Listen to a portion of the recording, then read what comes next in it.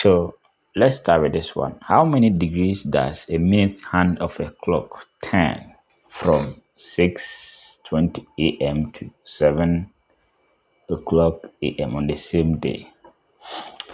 All right, now this one is very simple. Okay, so let's understand that a minute clock, okay, so it makes one complete, okay, revolution in every 1 hour. Okay, so it moves, okay, so once it starts from here, it will turn, then come back to this place at every 60 minutes. Okay, so with this we can say 1 hour, okay, is the same as one complete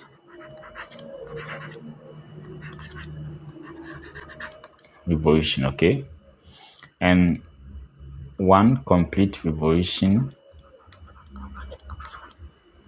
is equal to 360 degrees. Okay, so we have it here. All right, is the same as 60 minutes. So in every 60 minutes, okay, we get one complete revolution. So it's the same as 360.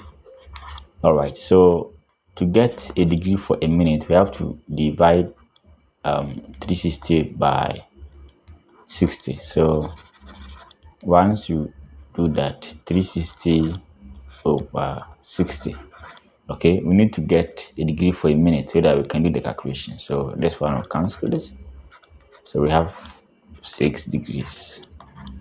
So at every 1 minute is 6 degrees. All right, so let's go to the question. How many degrees does a minute hand of a clock turn from 6:20 to 7 o'clock a.m. on the same day? So we know 6:20 to 7 o'clock.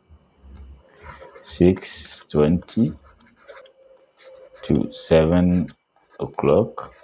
How many minutes? So from 6:20 to 7 o'clock is 40 minutes. Okay, 40 minutes. All right, so the question says, how many degrees does a minute hand of a clock turn from 6:20? So this side is 6 and this side is 7. Okay, 8. So 6:20 is somewhere here. So from this side to this side is what we mean. Okay,